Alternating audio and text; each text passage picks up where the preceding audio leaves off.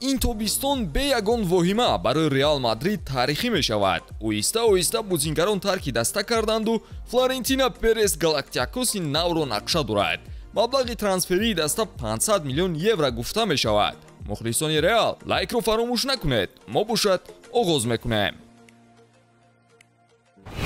دوستان اگر شما به تماشای فوتبال و دیگر نوع ورزش شوق داشته باشید، اگر شما خواهید که تماشای بازی‌ها برایتان باز هم جالب‌تر گذارد، پس حتما از خدمت رسانی‌های شرکت 1x استفاده برید. در 1x رجیستراسیون آسان و پرداخت از تمامی گوشه‌های کنار دنیا، ولی مهمتر از آن بونوس تا $100 در اولین پرداخت با پروموکد تچفود.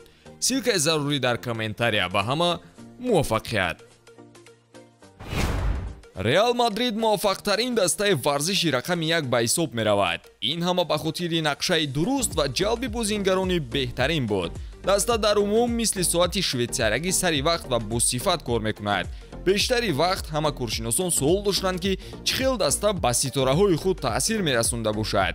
تو امروز خبرها به آن اشاره دارند که ریال مادرید نقشه دارد که جود بلینگهم، کای هاورتز، آلفونسو دیویس و کلیان امباپه را در دسته بیند. گفته می شود که هری کین هم در این رویخط دسته شمونه جای دارد، ولی بعد این نامه امباپه به دسته PSG برای دراز نکردن شرطنامه‌اش وریانت کین را کم باز داشت. خب تا این دم گیگانت های اسپانی چیکار کردند؟ اولین شرطنامه تصدیق شده ریال مادرید جود بلینگهم گشت. بله او همچون سوپر ستاره نآمد، ولی فراموش نباید کرد که جود بهترین بازیگر است و به قدر کافی جوان. موسم قبلی برای بلینگهم نوبرار انجام یافت. او دورتموند رو تو یک قدم موندن به قهرمانی برد. نتیجه هایش در دوام موسم عالی جناب بودند. 42 بازی انجام داده، 14 گل و 7 اسیست. از همه نتیجه بلندی او تا این دم. این کارنمایی او را نادیده نگرفتند و بلینگهم بهترین بازیگر موسم سپری شده بوندسلیگا اعلان شد. شاید اگر جراحت کوچکش در آخر نمی بود، بروسیا هم جام را به دست می آورد.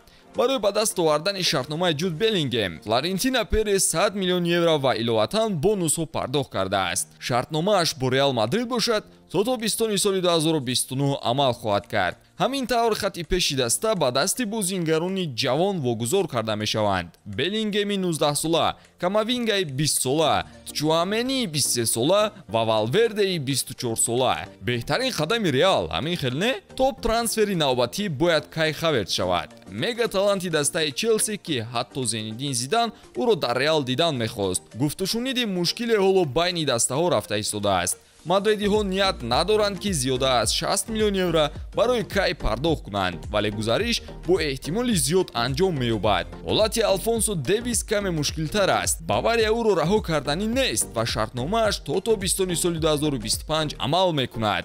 در این حالت دسته شاهانه باید منتظر باشد که سال آینده حمایتگری با مهارت را به دست دارد. وقتی که نرخ شرطنامه پایین می‌شود و آلفونسو خودش ترک دسته کردنش را اعلان می‌کند. باید قید کرد که آلفونسو فعلا 70 میلیون یورو نرخ دارد. کلیان امباپه حمله‌گری آرزوهای فلورنتینو پرز است. پرزیدنت ریال مادرید می‌خواهد سگونه بهترین را در خط حمله داشته باشد: وینیسیوس، امباپه و رودریگو. خود امباپه نیت تمدید شرطنامه با دسته پاریژی رو ندارد. به همین خاطر شانسی به سانتیاگو برنابئو رفتن او روز تا روز بیشتر می شود. ولی باید حقیقت رو گویم که PSG تا آخر برای نگاه داشتن امباپه تلاش میکند که به ریال مادرید نرود. کلیان با دسته اش علاقه با مکتوب نقشه هایش رو فهمیده است، یعنی او شرطنامه با معاش 300 میلیون یورو طلب دارد. همه اش در دست خود امباپه است. حتی در بدترین سناریو او به مادرید خواهد رفت. رود و اگر PSG مبلغ کیهانی مثلا 400 میلیون یورو طلب کند، پس ریال مادرید رو میباید که منتظر باشد و تابستان سال آینده کلیان رو رایگان به دست دارد. رود و اگر امباپه خواهش بهتر کردن شرایطش در پاریژ را داشته باشد، در دسته شاهانه برایش تا ابد بسته می شود. با همین خاطر مادریدی ها علاقه دیگر واریانت ها را جستجو دارند. نه گپ سری هالند نمی رود. او در سیتی خوشبخت است و دنبال جام ها گشته ایستاده است. هالند حالا عوضی موقع کردن نمیخواهد. ریال مادرید حمله‌گری توتنهام، هری کین و از اینتر لاوتارو مارتینز رو میخواهد که همچون حمله‌گران این سطح بلند کریم بنزما رو عوض کنند. فوتبال امروزه به دست امباپه و هالند نیست کو. هر دوی حمله‌گران در دسته های خود بهترین گلزن هستند، ولی گفت و شنید اوید آنها مشکل می شود.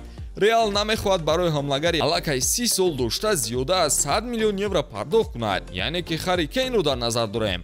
Варианти Лаутаро арзонтар менамояд. Интер бо маблағи 80-90 миллион евро Мартинесро раҳо хоҳад кард. Дӯстон, агар шумо ба ҷои Флорентино Перес мебудед, киро харидорӣ мекардед? Мбапперо мегирифтед ё ин ки Кейну Мартинес аз ӯ беҳтаранд? ҳатман дар комментария қайд кунеду мунтазири навори ҷадид бимонед.